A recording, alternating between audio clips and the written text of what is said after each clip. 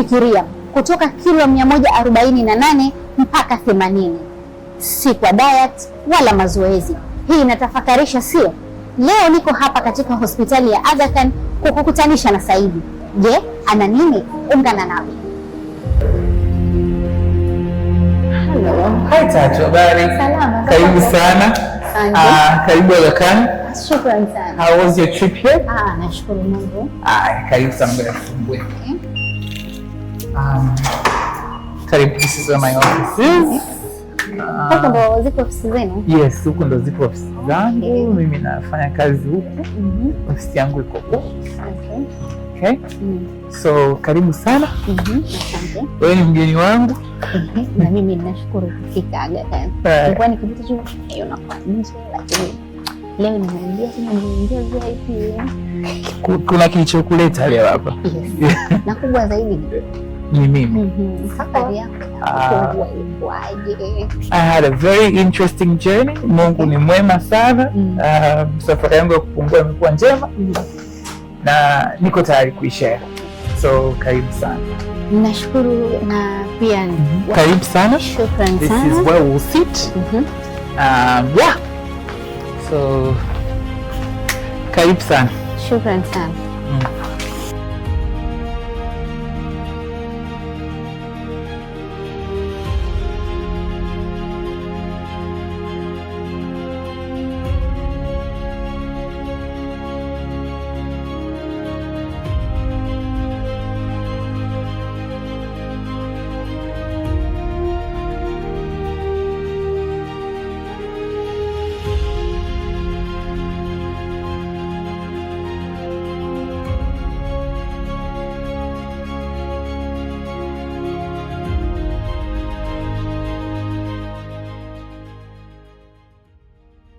Ni nini haswa kilikuvutia au ni kipi haswa kilikusukuma wewe kwenda kufanya upasuaji wa kupunguza uzito? Well, naitwa Said, ni Mtanzania. Nina age ya 30 and kilichonisukuma kwenda kufanya upasuaji wa kupungua ilikuwa, for the most part of my life nimekuwa na uzito uliopitiliza. Let's say kuanzia nikiwa na miaka 12 na kuendelea. So I'm talking about 18 years ago. Nikiwa na miaka 12 tuligundua kwamba I'm obese, nina uzito ambao umepitiliza, and my parents and together with my family and everybody ambao walikuwa wakiishi around me, tulifahamu kwamba it wasn't healthy. Haikuwa ni kitu kizuri au kwa afya na nini. Na sijawahi kuwaga comfortable socially wise. Unajua growing up kuna kipindi kile mnakuwa na marafiki rika na nini, na marafiki rika zako labda lesi wanacheza mpira au wanafanya nini, na there are a lot of things ambao marafiki rika waka wanafanya, and ukiwa mzito au ukiwa mnene, those things you can run on a football pitch ukiwa mnene na ukaweza kukaa kwa dakika 90 and whatnot. So for the most part of my life I've been socially awkward, although I have a very good personality kuficha kumask. You know, you mask when you have a lot of insecurities inside. You have watu wengi tuna tendency ya kuwa na very good personality ya kuficha the insecurities. So I've been socially awkward, kama nilivyosema kwenye my other interviews, mara nyingi sana.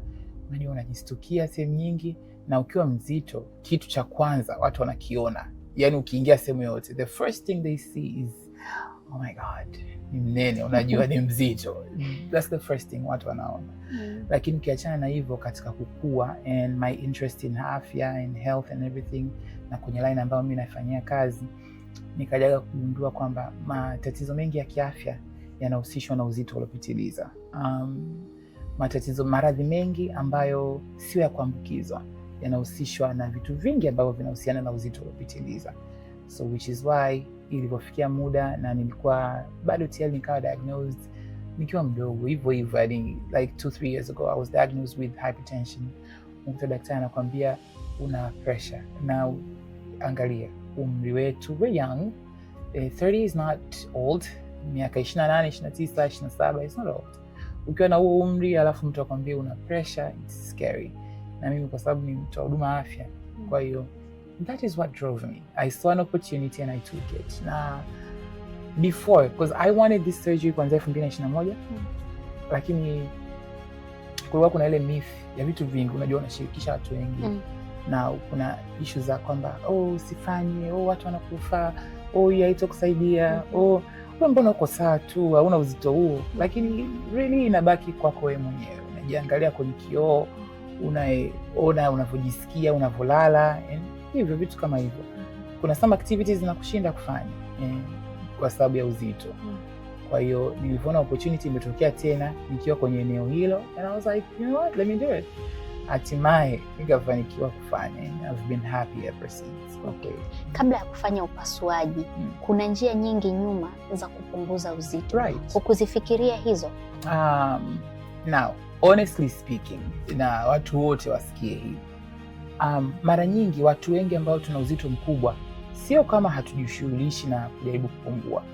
Now, mimi nishaikuwa kwenye jogging clubs, nimejoin gyms mara nyingi, japokuwa trainers wengi may hate me for saying this, lakini for some of us unaweza kukuta labda uzito ni zaidi ya chakula, ni zaidi ya mazoezi, ni zaidi ya vitu vingi, lakini mostly contributed na chakula tunachokula. Now, sisi kama binadamu, au ukikuta sisi tunaofanya kazi, let me speak for myself.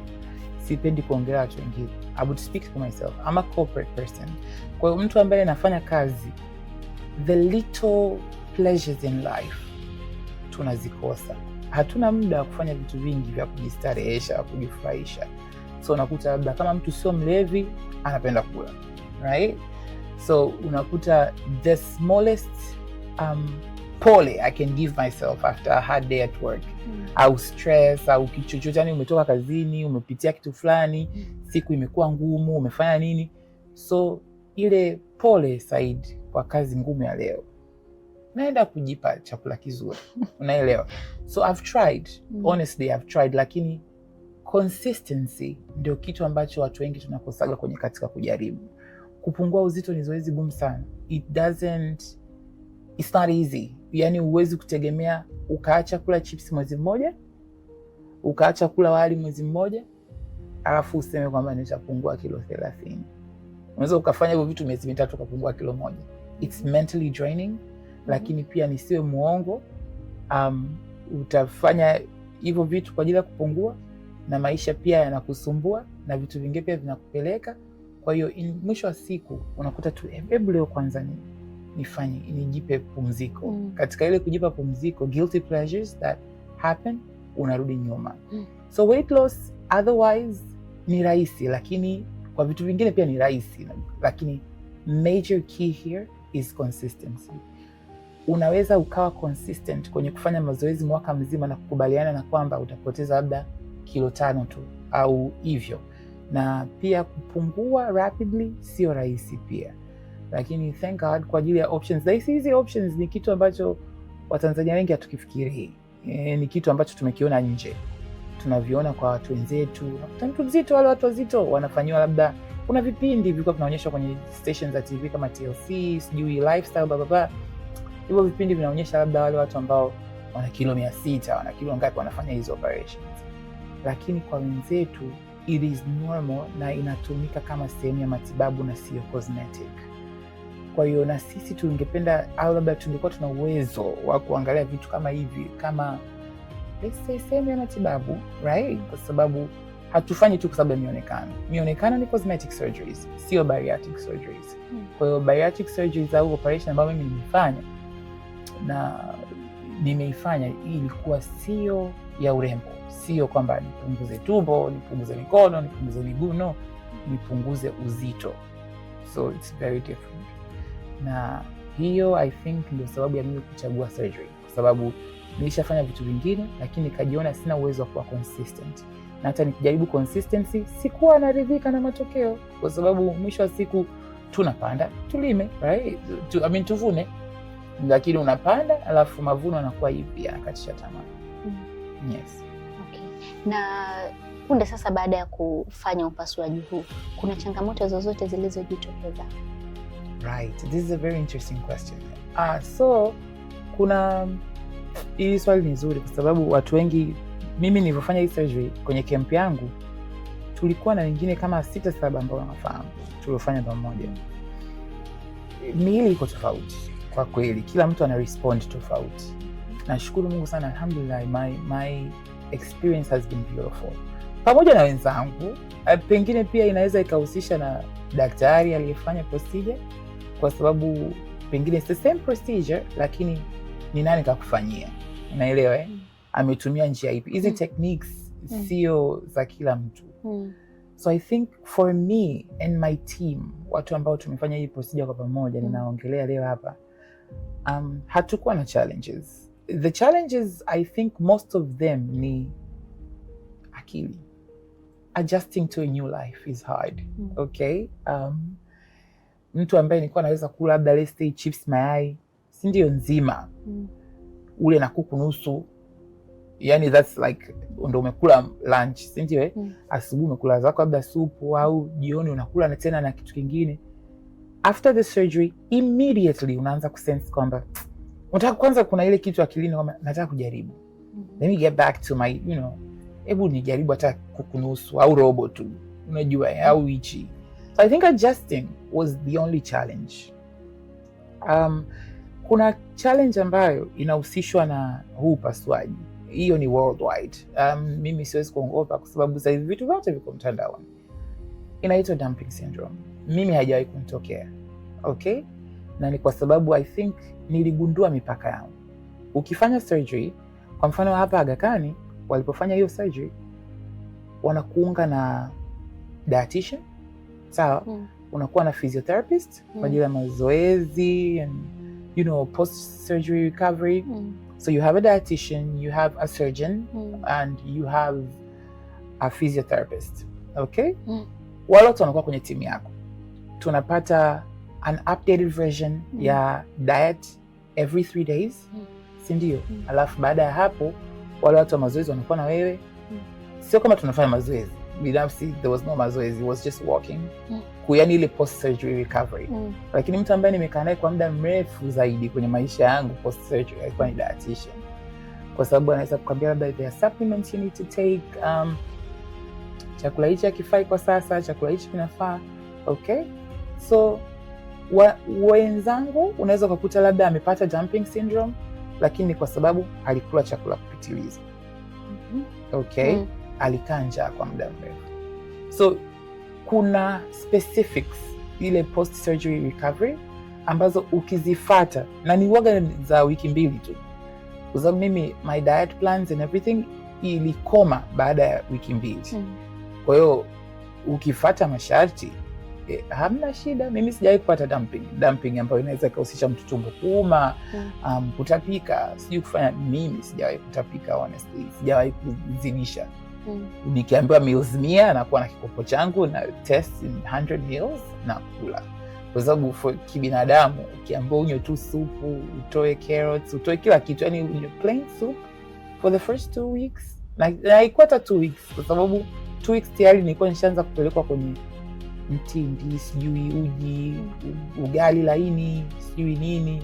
Okay? Kwa hiyo zile first recovery, zile post surgical recoveries, watakwambia kula hivi, that diet plan ukiifuata hamna shida. Kwa kweli sijawahi kupata tatizo lolote au changamoto yoyote.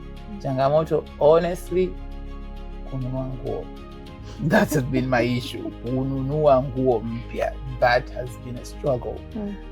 Unanunua nguo leo, 2 weeks later you need new clothes.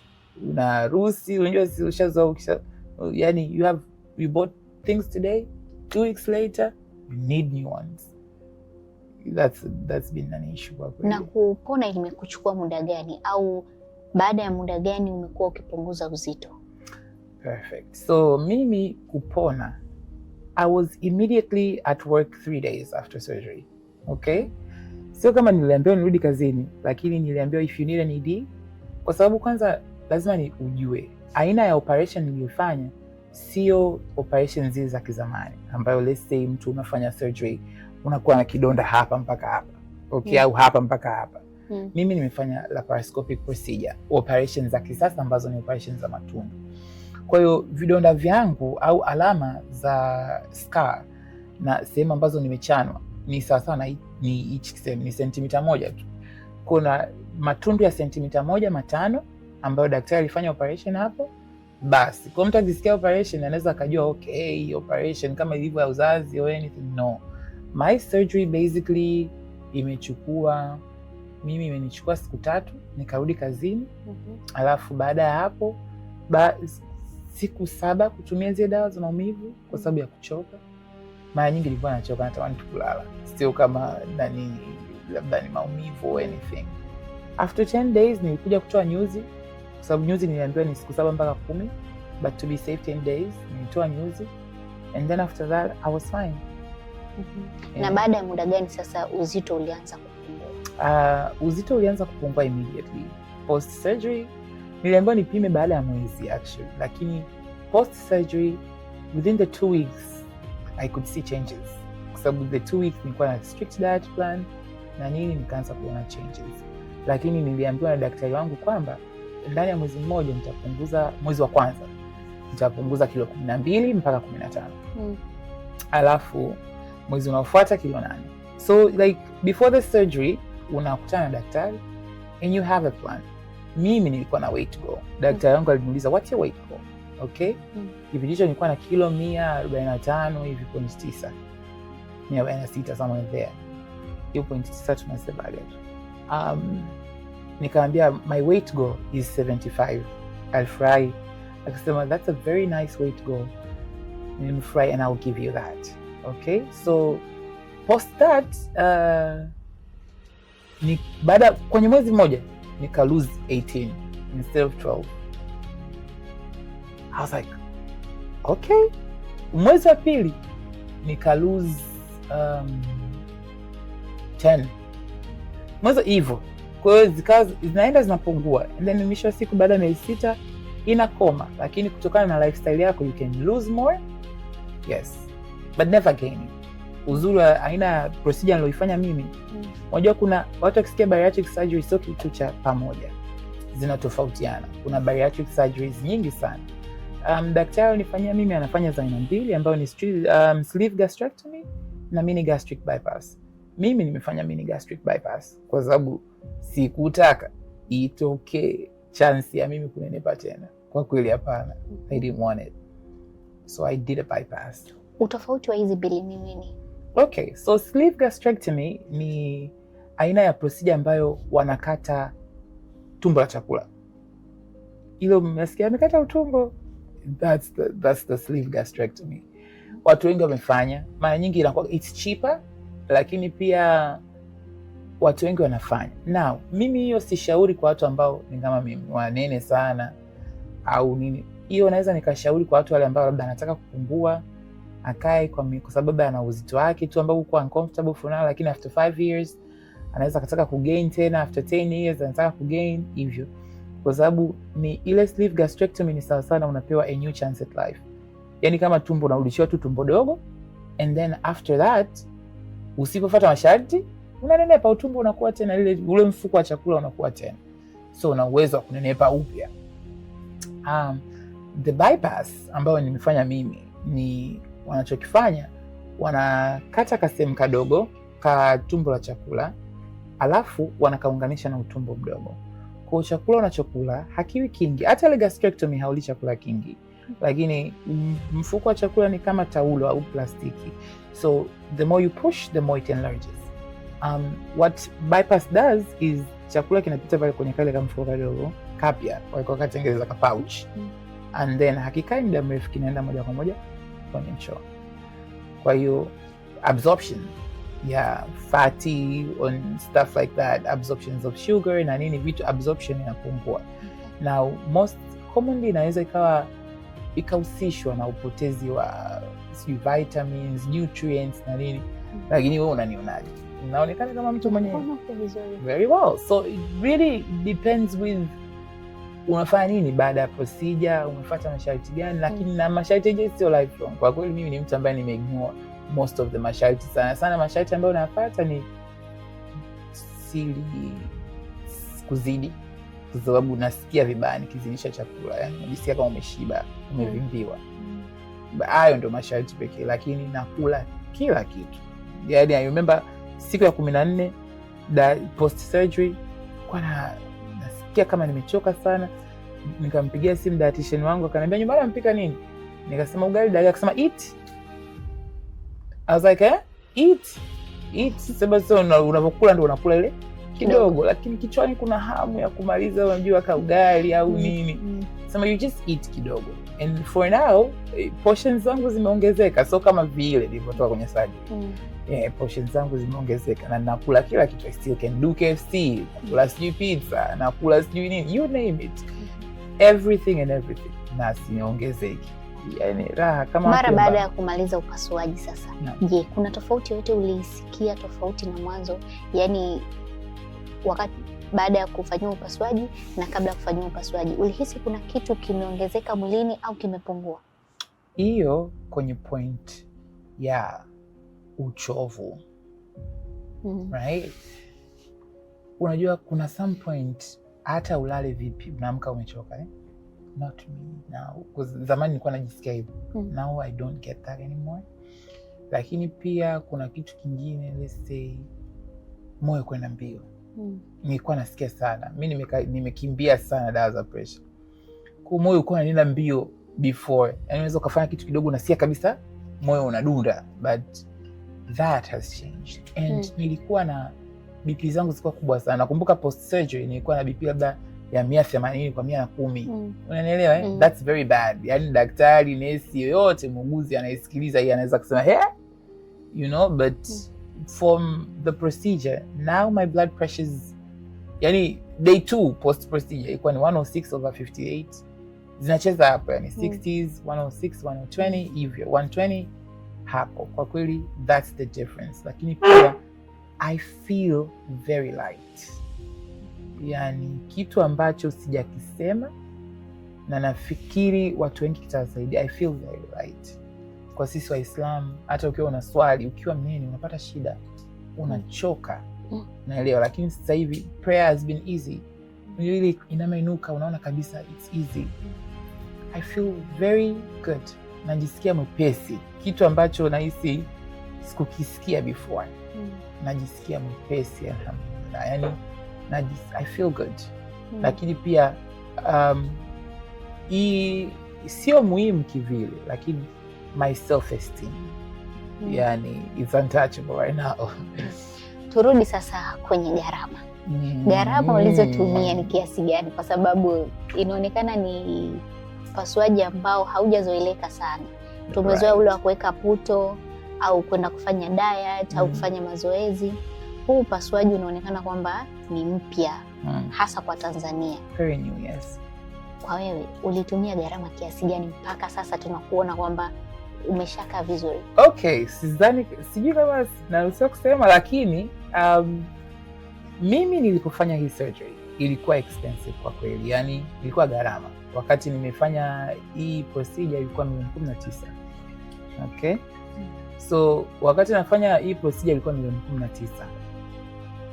Hiyo ilikuwa ni ina cover kumwona daktari, kuja hospitali, kulazwa na nini, na unalala chumba cha semi private hapa Aga Khan na nini. Walikuwa wananipa supplements nilivyotoka na kila kitu, dawa, everything inclusive. Nilipa $19,000. Lakini baada ya hapo mimi nilifanya mwezi wa 4. Kempi ya mwezi wa 8 ikapungua, watu wakawa wanalipa $13,000. Kempi ya mwezi wa 2 mwaka huu watu wanalipa $12,000. So you see inapungua.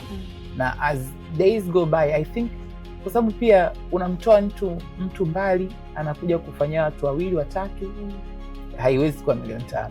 It's expensive. Kuna yeye mwenyewe alipwe, hospitali cover zile cost na surgery time, staff and everything. So I think gharama kwa kweli imepungua sana tofauti na mimi nilivyofanya. Mimi nilifanya kwa $19,000, but for now the procedure is $12 million. Na unakaa kama nilivyokaa mimi. You get everything else. Yeah. Na mfano sasa ukiambiwa umshauri mtu, je, upasuaji au diet, utamshauri nini? Now I need to focus on the people so they know what I mean. Mimi na washauri, focus on you. Okay? We are different. Stories zetu ni tofauti. And I want you to think about yourself and see yourself in a way you want to be seen by others. Kwa hiyo ushauri wangu mimi, usifanye surgery kwa sababu Saidi amefanya surgery. Although mimi nilivyofanya hii surgery niliwaomba Aga Khan to shoot video ili watu wengine ambao wanajisikia kama mimi waone.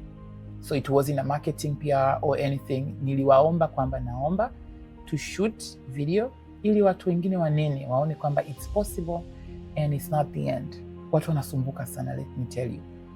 Watu wanaumwa sana kwa sababu ya uzito. Kwa hiyo fanya surgery kama umekidhi viwango vya kufanya surgery.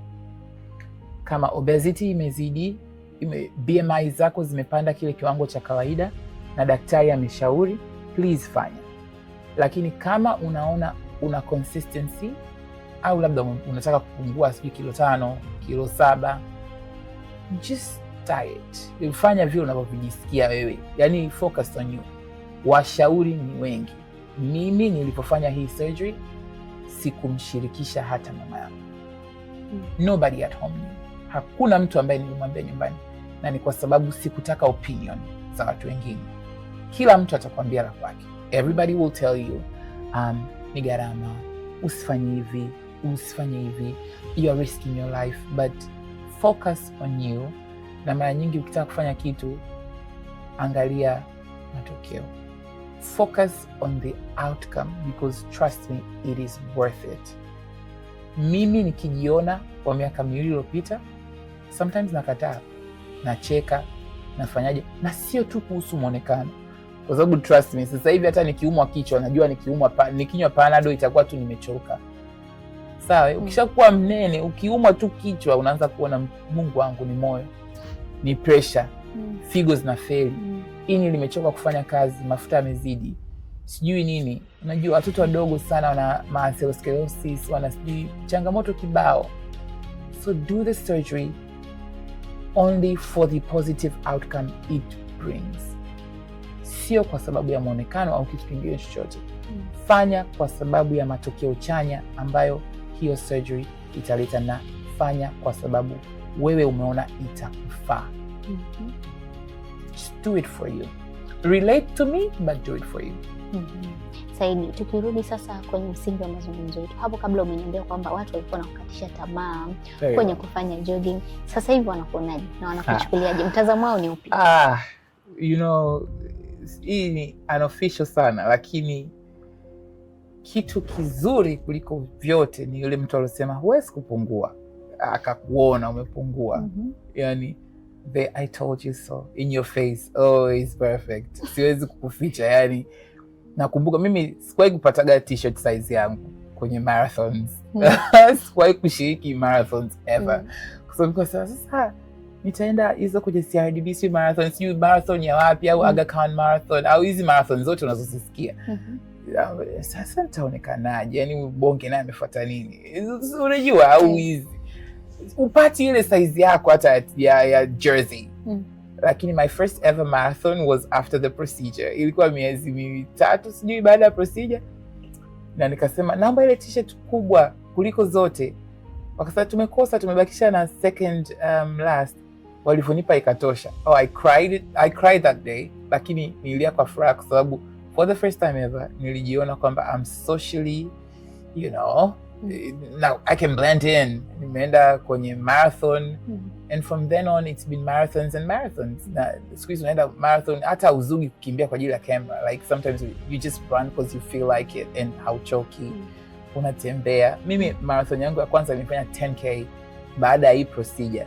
Na sikuchoka, na kuna watu walikuwa naomba maji na wengine walikuwa waamini. Nikasema I feel okay. I really do. Kwa kweli sasa hivi I feel like I can socially blend in and do all these things, and nina satisfaction ya I told you so. Unajua nimepungua, tuko sawa babu. Bamba tu babu. Nani tuko sawa babu. Yani we're the same. On the same team, nimepungua. Kwa hiyo watu walikuwa wananikatisha tamaa. Wamenyamaza kiukweli. Wamenyamaza na matokeo. Haya, kwa mfano sasa ukaambiwa umshauri mtu ambaye mwenye uzito mkubwa, ni nini unaweza ukamwambia? Na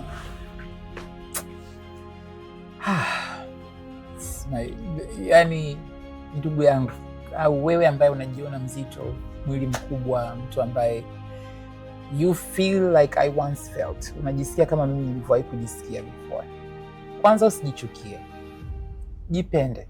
Inaanza na wewe, okay? Jipende, jikubali, kwa sababu niamini mimi, ukijichukia hata upungueje, yale mapenzi hayatotoka, kwa sababu upunguza kilo 20. Lakini kwa sababu mimi natafutwa na watu wengi sana sasa hivi, DMs nyingi, mtu anakuambia I hate myself, na nawaambiaga please don't hate yourself because it's not your fault. Sisi ni binadamu, si ndio? Kwa hiyo don't hate yourself. 1, 2, hold on to the hope that unene sio mwisho, and kuna solutions, okay? Kama milioni 12 is too expensive, tunaweka kwenye malengo. Weka kwenye malengo. Mimi nimekwambia nilitaka hii surgery 2021. Nimekuja kuifanya 2024. 2025. 5 years later. Kwa hiyo weka kwenye malengo. Saizi watu wana mambo ya malengo, wana vikoba, sio na nini. There's a lot of things. Lakini pia nataka niwashauri wanaume wenzangu, kwa sababu naona kama the response of the procedure ni kwa wanawake. Most females wanakuja hospitali, anataka kumwona daktari, anataka kufanya the procedure, but for the brothers, I think the last camp nilimwona mmoja tu. You can do this too. I did it. It's for you too. That beer belly has to go. Yani kuna vitu unafanya na unaishi na nini, yani you can get it done. Sawa, yani hakuna kikubwa hivyo ambacho kimeshindikana. And do it. Sawa. Don't hate yourself, focus on you, weka plans ya kitu unachokitaka and get it done. Saidi, kwa kumalizia, ulikuwa una kilo ngapi na sasa ngapi? Na je, umefikia malengo yako? Well, nilikuwa kabla hii procedure, malengo yangu yalikuwa kilo 75. Kwa sababu ndo peak male physique, 75 kgs. Kwa nilikuwa nataka 75 kgs. Nimetoka kilo 145 mpaka kilo 80, and the weight goal is 75. Kwa hiyo bado nina kilo 5 za kupungua to the perfect revenge body. Okay. Mtazamaji, hata na wewe inawezekana. Tazama, kutoka kilo 148 mpaka 80. Alianza kwa kujichagua, malengo, na hatimaye kafika. Hadi wakati mwingine, nikutakia utazamaji mwema.